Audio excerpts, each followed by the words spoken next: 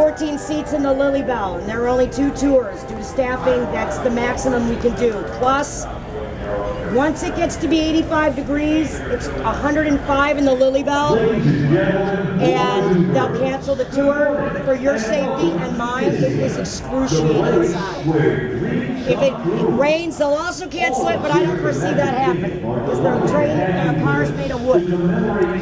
I have 2 tours, one at 10:15, one at 11:15. If you get the 10:15, you'd be here at 10, 11:15, you'd be here at 11. So it's a 15-minute prior check-in. You just check in with the cast member right inside the door. There's no eating, drinking, smoking, or strollers allowed in the Lilly Belle. It is a Main Street, around a Main Street tour. You'd be with us 20 to 30 minutes. Okay? So I'm going to take the reservations now, but being that there's only 14 seats, that's 28 people. I'll get to you as quickly as I can. I don't want people having to wait that I can't get in, so we'll do our best, okay?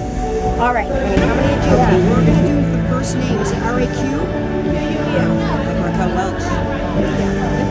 What a hot mama she is.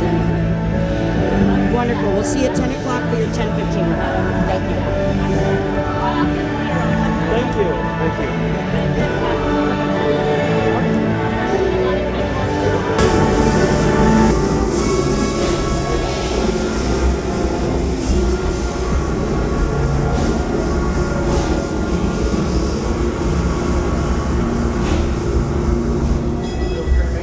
Stop. Main Street Station has no ramp.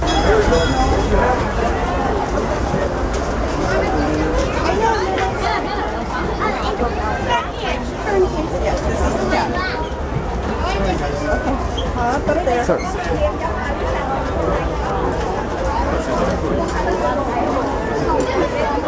Oh my goodness. I love this.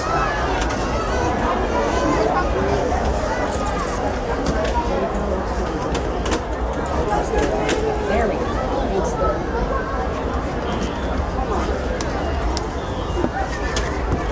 You're very welcome. Nice. Hi, thank you. Welcome to Lilly Belle. Come on, Jenny Walsh. Sit right here. Christy, how are you doing this morning? Nice. Great. Good. Doing really good. Good. You're welcome. So I'll give you a little history about the car. Now, presidential car or parlor car was an idea that Walt Disney had had for many years. And all it would take to be a parlor or presidential car would be to have it be the last car on a railroad train with an area much like we have right through that door there where a president could stand outside and give a speech, much like Abraham Lincoln did in his day. So right through that door we do have such an area. That was a great idea that Walt had, and Walt had a lot of great ideas, but Walt's ideas cost a lot of money. So that idea for the parlor car just kept getting pushed back. When the Lilly Belle first hit the rails was 1975. Walt Disney had been dead almost 10 years at that point. Lillian Disney, Walt's widow, who the car is named after, always had her eyes and ears open to make sure everything was being done right at Disneyland in her husband's name. Good for her. She heard that the Lilly Belle rolled out with white wicker furniture inside. Lillian was appalled, to say the least. That would not be dignified enough. So they said, Lillian, it's named after you. Would you decorate it for us? And she was kind enough to do so, thank goodness. Lillian incorporated her 3 loves of burgundy, Victorian furniture, and flowers. Flowers are everywhere in this car. This happens to be the last swatch of carpeting for Walt Disney's apartment. So if I see you taking a picture of it, I won't think you're weird at all. I would totally do the same thing. They're in the carpeting, they're in the shades, they're in the white draperies, and in the inlay of the wood above you, all familiar. Walt? Yeah, loved Himalayan mahogany wood. That is what this car is made out of. So, have we had dry rot? Absolutely. Have we had termites treating us like an all-you-can-eat buffet? Positively. But Disneyland has kept this immaculate. The very first person to step foot in the Lilly Belle was the Emperor of Japan, Mr. Hirohito. He was so appreciative for his trip to Disneyland that he presented the Disney family with a smoking jacket the one at the entrance to the car to say thank you so much. While he was in Disneyland, he purchased a Mickey Mouse pocket watch, and when he died, he was laid to rest with it. I know the love of Mickey Mouse, that's my gift.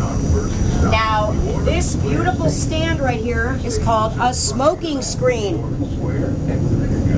A smoking screen is something that Lilly and Disney utilized regularly. Walt would sit on the trains. He smoked 3 packs of cigarettes a day. He was always puffing his cigarettes while on many train trips with his wife who did not smoke. So Lillian would put that screen between them to keep the smoke out of her face. Brilliant woman, that Lillian.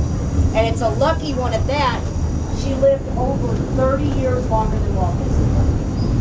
Walt died in his 60s. Lillian died in her 90s. So I think it's lucky.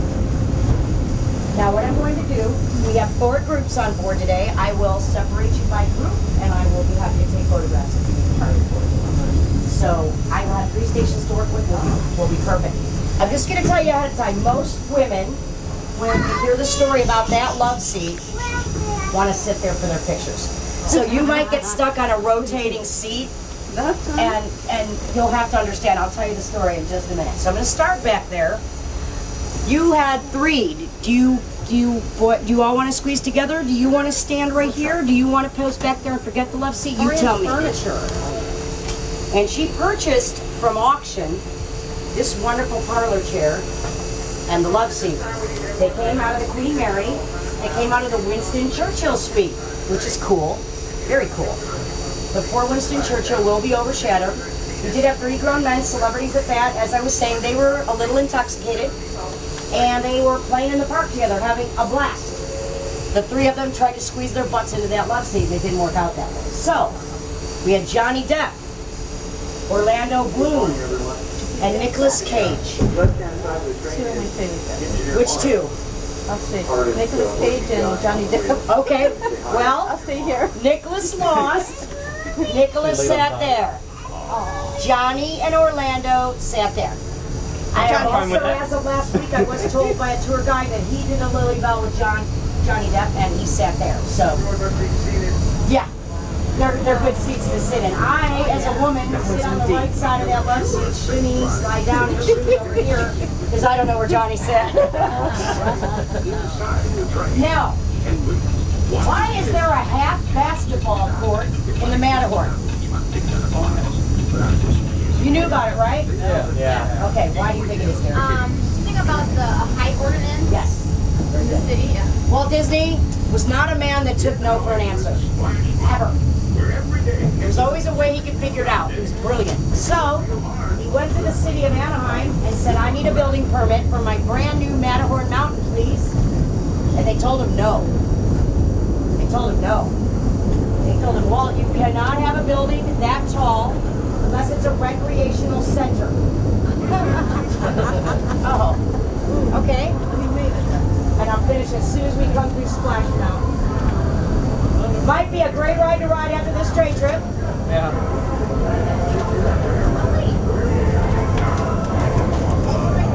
So once Walt was told no, he went back to his Imagineers and said, build me a half basketball court in the Matterhorn. I'll be back. He came back, it was done. He went back to the city of Anaheim. May I have my permit, please? Walt was someone who did not take no for an answer for a very good reason. Nobody thought he would ever make a go of Disneyland. Nobody. Everybody was a naysayer to Walt. You can't do this. You can't do that. That's not going to work. That's not going to work. This poor guy had so much pressure on him. The only one who knew he could do it was his brother Roy. I did not know there was a Roy Disney until I started working there. They were partners always. Walt just was very comfortable in front of the cameras. Roy was not. Roy was quiet.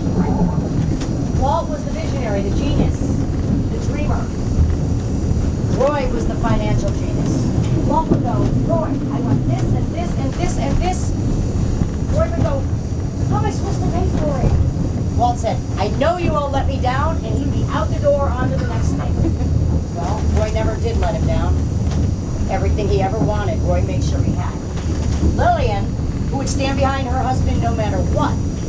Watching the man that she loved, selling everything he owned, mortgaging everything he owned, he was so far in debt that they didn't know he'd ever recover. But she stood by her husband. She said, well, I don't know what you're doing. That park is going to be like a carnival, and carnivals are dirty. So he promised his beautiful wife, I will never let Disneyland be dirty. And he kept that promise. Disneyland did not open Sundays and Mondays when Walt was gone. That park, this park, was immaculate. It was clean from top to bottom, spick and span. But if it was a Tuesday through Saturday and you were a guest sitting on a park bench in the park and there's a chip in the paint, oh no. That was fixed that night. If you were eating food, it dropped to the floor. A custodian was there within 30 seconds to sweep it up. Kept it order. And in the beginning, Walt did not sell any food at this park that could be considered carnival food for that reason, because of what Lillian had said. Toontown Depot. Opening day, Walt says to a little boy, what do you think about my carousel? And the little boy goes, well, sir, I like it a lot, but you don't have any white horses. Well, that night, by some miracle, all the horses on the carousel turned white. So who is my next group? How many total? Yes, 6. 6. Where did you guys go? They were right. It did not take him 365 days to build Disneyland. It took him 257 for Disneyland to become a reality. He had a couple little stepping stones that got in his way. The first had to do with the orange groves. You know we're built on orange groves, right? Okay, this land was a bunch of orange groves. And Walt was pacing his orange groves. There's plenty of footage of it. Castle here, Jungle Cruise there. He knew exactly what he wanted. He had beautiful trees on the property, some of them over 100 years old. He knew those would be perfect as a berm around the park and for his Jungle Cruise, so he put red ribbons around them. Red means stop, don't touch this. The others got green ribbons. Green means go, take them out, I don't mind at all. Colored. He hired a colorblind bulldozer driver. Oops. Took everything.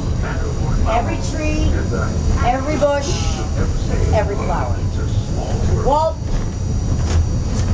kept going on to the next thing, didn't let it bother him. But the Imagineers started saying, we don't have anything aesthetically pleasing for the guests to look at. We have no flowers, Walt. What are we going to do? Walt said, do you see those weeds over there? I want you to take little plaques, put exotic names on them, stick them on the weeds. That's exactly what he did. Problem solved. Opening day. Walt, we know you have no shade because you have no trees, but we have a big problem. We have a plumber strike to deal with. So we're gonna I have to take away your bathrooms or your drinking fountains. What did they take? What did he give back? Bathrooms or drinking fountains? He gave back the drinking fountains. He made a mistake. He said something that hit him in the butt. All the man said was, we'll keep the bathrooms. We always have Pepsi. Walt charged $1 admission. Would you think you got the Hope Diamond if you paid this park for $1? Walt was so far in debt, he wasn't looking to replenish his pocketbook overnight. He knew there were poor families in the world that couldn't afford what the rich families could afford. So he made it affordable so all parents could have fun with their children. Their newspapers ripped him apart. He is a terrible man just trying to sell sodas. Took it in stride. Autopia. Guests are in line for 2 hours to ride Autopia. Autopia was not on a rail back then. Guests would get in the cars and never come back. They came back when they felt like it. They didn't care about the 2-hour line people were standing in that weren't going to get on. Walt said, well, by the end of the day, he had one operating car. The rest were dead. Walt said, we got to do something about that. He goes, okay, we're going to put a rail down, and we're going to put the car on the rail, and let them go, and we know they're coming back that way. That worked. He was so funny. He was so smart. I love Walt Disney. He cracks me up. Okay, so when you didn't do it, you wouldn't be working here. I don't blame him. On 3. 1, 2, 3. He died 10 days after his 65th birthday. The big He died here in the building. No, he actually died in a hospital. So like 300 building, was it being built then? The Haunted Mansion was being built then. Yes, it was being built then. Walt Disney, the thing I respect the most, and I respect a whole bunch, I've been studying him for 12 years. The thing that I am the most amazed by is when Walt Disney realized that smoking was dangerous, because everybody didn't know back then. He had every single cigarette airbrushed out of every single picture he ever took. So if you see pictures of Walt, you can either see there's a gap between the fingers, or there's a blur spot, or an anomaly. Something just isn't right. That's why. He never wanted to entice our children to smoke, folks. He had such brilliant ideas. I'm told this by Imagineering. He was so brilliant. The ideas that he had, they had to shelve many of them because technology wasn't where it needed to be to accommodate that.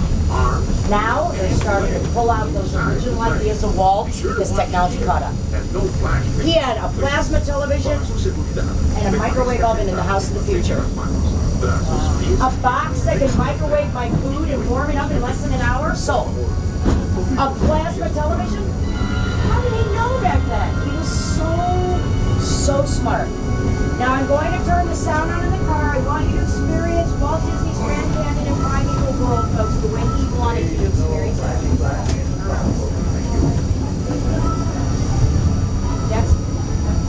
I'm always so scared about this car. I'm so sorry here.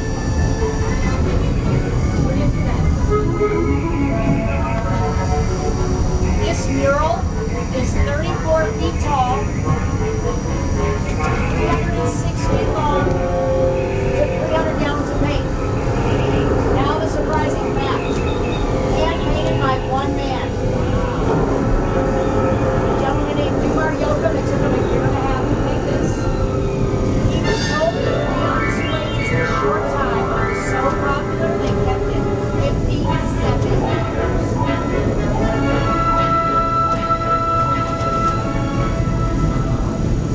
That was the Grand Canyon as we know it today. But it wasn't always that way. Right now, as we travel back in time, back to the fantastic primeval world, land of the dinosaurs.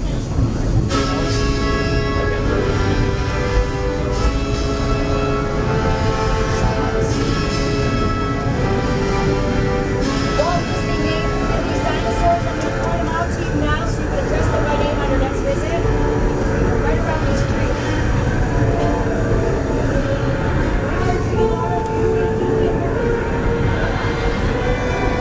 Fort Thomas Nephew's got those names.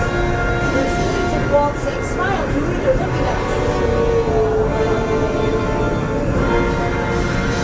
This diorama is 50 years old. I always tell the kids, this is prior to Jurassic Park, you know.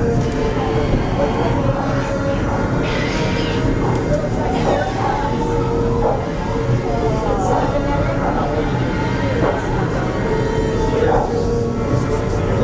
The last two coming up, I got to name them after my two sons, Richard and Matt. So you'll understand.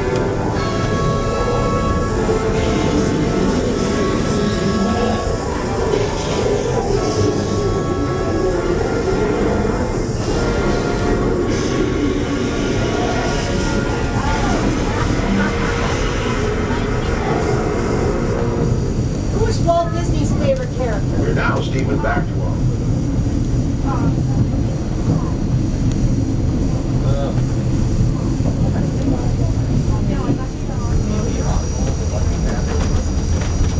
Donald Duck. Walt made a bunch of war films to help people experience. All of the films he made starred Donald Duck.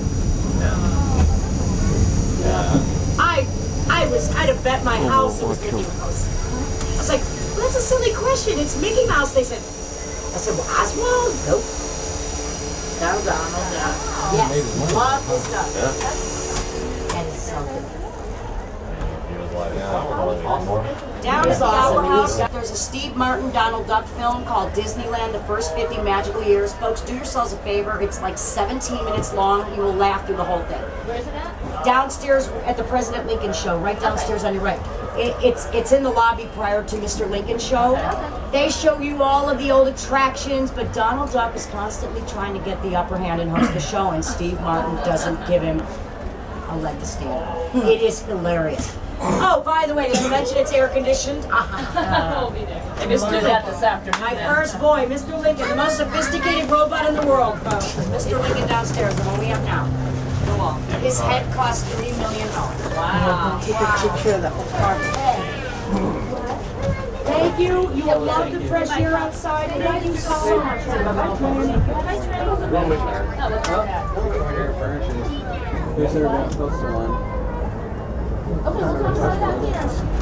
I'd be honored. Are we able to? We have to go out. We'll have to go quick, but we could do it. I thought maybe we'd face that way instead. Okay. I'm sorry, guys. Thank you for being so nice. You're welcome. Oh, my pleasure. Thank So you. much info. Oh, thank you. I love my boss. Oh,